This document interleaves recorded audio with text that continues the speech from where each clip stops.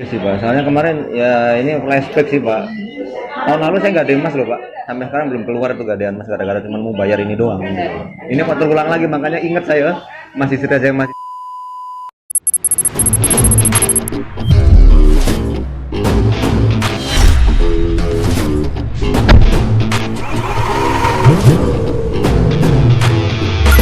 The power of dream.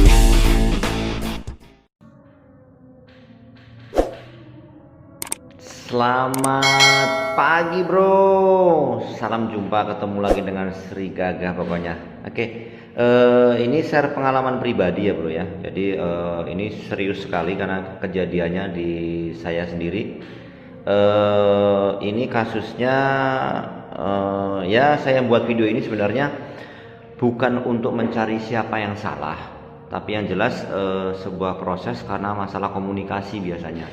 Nah, ini adalah sebuah real nyata yang saya alami di tahun sebelumnya, tahun 2019. Saya ingat banget itu di bulan Juli saya itu ada tagihan PDAM itu 1,8.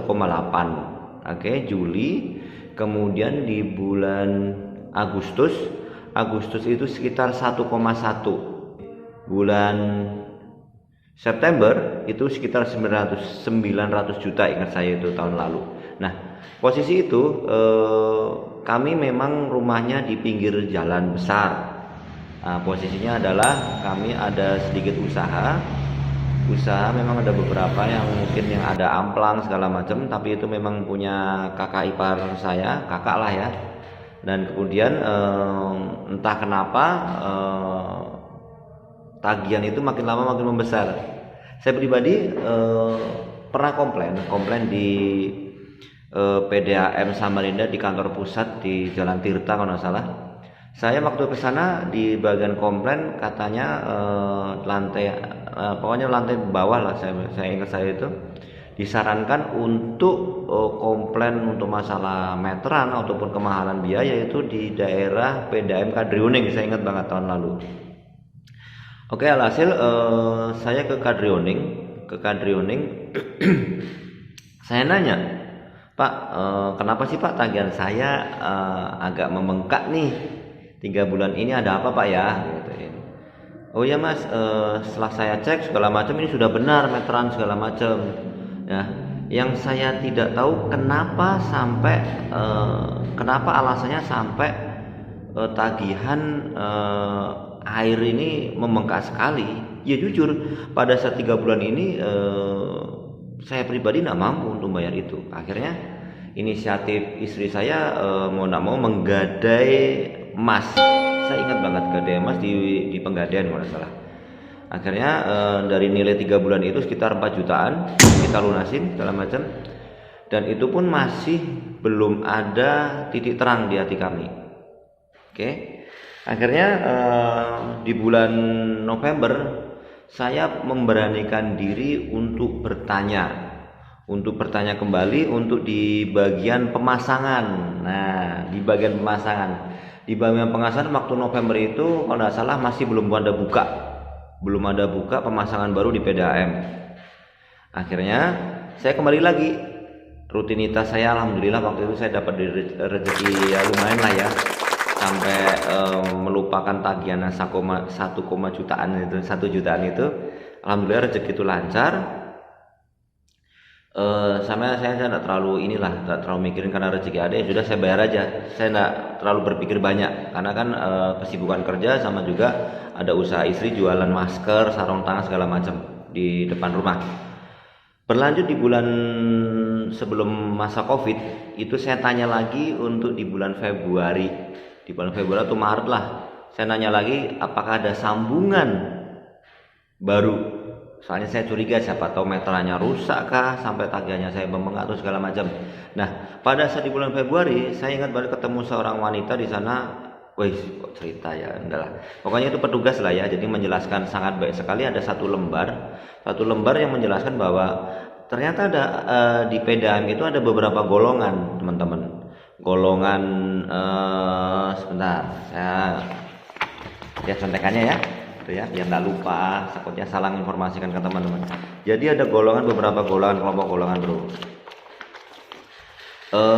Golongan kelompok pelanggan itu ada namanya kelompok sosial. Kelompok sosial itu ya masalah inilah ya, tempat ibadah, panti asuhan, pesantren atau yayasan segala macam yang berpindah sosial, bukan untuk pribadi.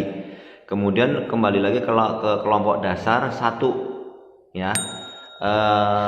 Mungkin bisa dilihat di slide ini, kelompok dasar 1 banyak macamnya, kelompok dasar 2 segala macam juga banyak macamnya, dan kelompok 3 dasar 3 ada kelompoknya.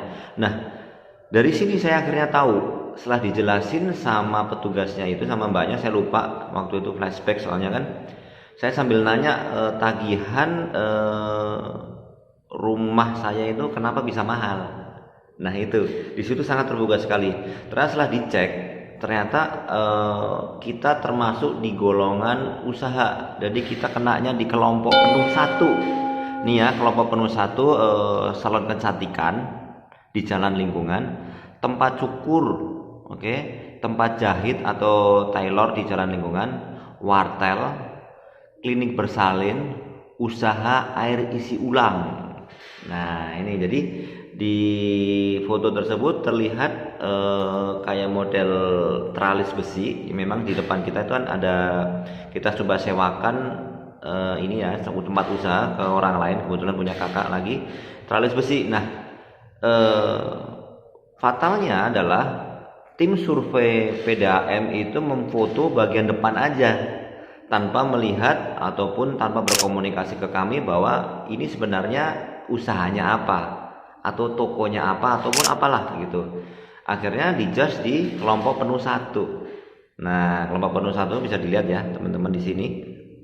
Oke, dari situ saya baru tahu, oh ternyata kok kenapa kelompok 1 ya. Saya coba baca, sebenarnya rumah tempat tinggal saya ada di posisi mana. Oke, ternyata saya baca pertama kelompok dasar 1, rumah tempat tinggal kayu atau papan di lingkungan atau gang. Oke, berarti tidak termasuk karena rumah saya adalah di pinggir jalan besar di Jalan Antasari. Oke, jadi saya baca kelompok dasar 2, rumah tempat tinggal kayu atau papan di jalan utama. Oke, masuk. Rumah tempat tinggal permanen di jalan lingkungan. Oh enggak. Asrama atau mes segala macam. Nah, ada namanya katanya warung sederhana. Nah, warung sederhana berarti ada tempat usaha yang sederhana yang menghasilkan putaran uang yang cukup untuk berhari-hari, untuk hari-hari kehidupan hari-hari lah ya, kemungkinan besarnya seperti itu. Kemudian rumah kos, saya tidak rumah kos. Rumah bangsal saya juga, kantor pemerintah juga enggak, perguruan tinggi juga. Nah kemudian saya coba kelompok dasar 3, saya bacakan ya. Rumah tempat tinggal permanen di jalan utama, tidak termasuk di rumah saya, jadi saya menghapus ini. Perumahan villa saya juga enggak, rumah makan sedang di kami juga enggak.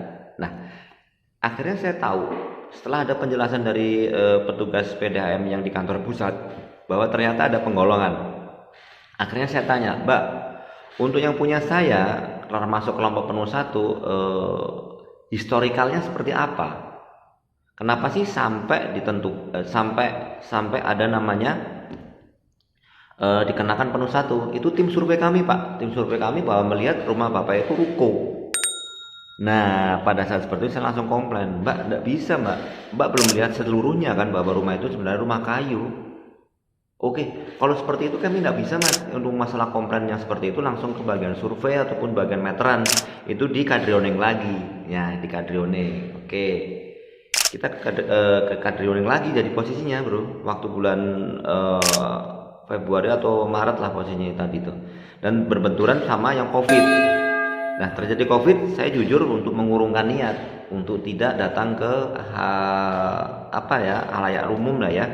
Jadi saya mengurungkan diri untuk tidak ke halayak ramai. Oke, akhirnya saya berlanjut sampai COVID ini agak reda di bulan Juni. Di bulan Juni ya lockdown harus segala macam dan nah itu saya baru kaget. Saya baru mulai nanya-nanya lagi. Saya nanya lagi tuh langsung ke kantor pusat lagi, di lantai bawah lagi, Mbak prosesnya gimana Mbak ya untuk menurunkan golongan PDAM air minum saya yang dari sebelumnya P1 kira-kira bisa menjadi D2 nah Mbak ya. Oh bisa Mas, Ada titik terang dong ya. Alhamdulillah nih PDAM sangat peduli lagi dengan saya kan. Jadi oke Mbak. Oke Mbak. Jadi gimana Mbak yang saya harus lakukan? Mas harus lakukan adalah surat seperti ini. Oke, seperti ini suratnya. Setelah ada surat tersebut, nanti Mas sudah buat, kemudian ada pengantar RT bahwa menerangkan bahwa rumah tinggal Mas seperti golongan berapa, dijelaskan aja surat keterangan, kemudian maju ke pihak mungkin bagian komplain itu dikadroning lagi. Nah, dikadroning. Nah, disitulah banyak inilah ya. Ya kembali lagi saya buat video ini bukan untuk mencari kesalahan, tapi untuk membenarkan sebuah proses. Ternyata ada proses yang kurang benar ataupun kurang dalam artian pertama masalah komunikasi antara tim survei di lapangan dan pemilik tempat. Harusnya clear dari awal, ada resiko yang harus ditanggung bila Bapak mendirikan seperti ini, golongannya seperti ini loh Pak. Itu yang kadang terjadi. Jadi bagi teman-teman yang memang agak ini pengen tahu ya bisa aja ke PDAM dan biasanya dikasih lembaran seperti ini. Seperti di slide tadi. Oke. Ini sebenarnya seri ketiga, hari ketiga pada saat saya komplain di Kadrioning. Jadi awalnya tanggal 14 saya datang hari pertama, itu part 1 seri 1 saya ada di videonya. Kemudian kemarin tanggal 15 itu saya datang lagi ke sana juga, itu untuk seri kedua, dan sekarang untuk seri yang ketiga.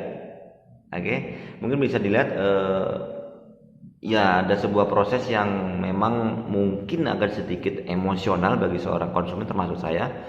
Mohon maaf sedikit emosional karena memang ada sebuah proses yang kok kayaknya harus dirubah lebih cepat biar kesempurnaan pelayanan lebih bagus untuk PDAM. Oke.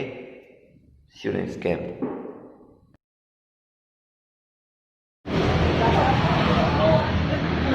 Pak Sofian. Oh, pakai peci kemarin. Kalau misalnya ini ambil nah, kita sore jalan. Terus yang kemarin, kalau yang kemarin itu tinggal tanda tangan aja itu. Meeting nggak Pak kemarin Pak? Meeting. Berkas katanya Pak Sofian udah di sana. Udah diantar aja.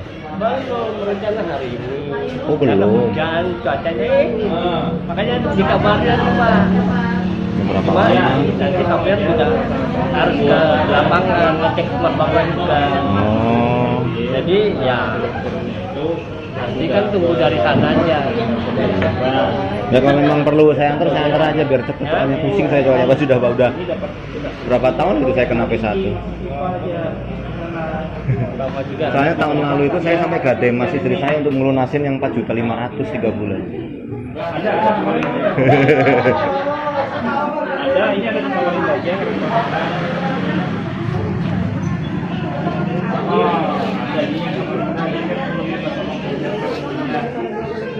Siapkan berkasnya. Nah, iya Pak. Ini kan udah di sana koordinatornya si Sofian. Rencana mau ke lapangan dulu ngecek. Boleh? Habis ke lapangan, fotonya, baru lanjutkan foto yang ada. Baru kita kirimkan ke kantor pusat.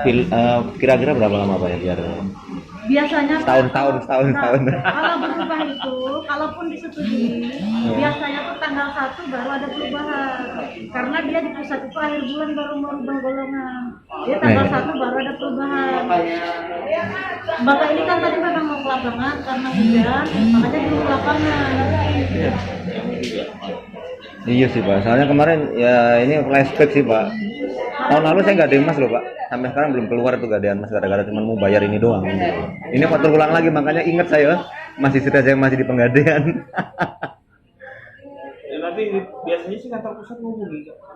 Jadi kantor pusat ngubungi. Berapa lamanya Pak maksud saya biar saya agak enak nih. Kalau itu kita nggak tahu. Akhir bulan Pak. Kalau perubahan biasanya kan akhir bulan dia dirubah nanti tanggal 1 kita lihat berubah atau tidaknya kan kelihatan di pembayaran bulan depan, tagihan bulan depan nanti kelihatan kok. Oke. Yang sudah terlanjur gimana? Yang dikorbankan kan saya sudah berubah dari P1 nggak pernah ada komunikasi ke kami. Sampai ini tunggakan meningkat lagi sengaja saya nggak bayar memang. Ya pengen flashbacknya gimana Pak gitu loh Pak. Kalau itu Sofian. Pandemi angkanya kaget 1,2 gitu kaget Pak. biasa ya wajar lah. Yang tahun lalu yang nggak demes sih loh, Mbak. Ya sampai gak ada yang bayar PDAM. Yang Juli 1,8 kaget kan. Juli, Juni 900, September itu 1,1, total 4, berapa lagi ini uang pakai apa? Maksudnya kan supaya Waktu kita cek sama petugas yang di tadi itu, katanya meternya udah betul Pak, tapi nggak dijelaskan P1, ini nggak tahu sama sekali Pak. Tahu ya. Tahunya pada saat saya mau buat sambungan ini kan buat kakak, maksud saya yang ini lari ke kakak, saya buat baru aja. Ya. Baru dijelasin situ, baru mudeng itu bulan November Tahun kemarin. tapi masih belum paham juga itu.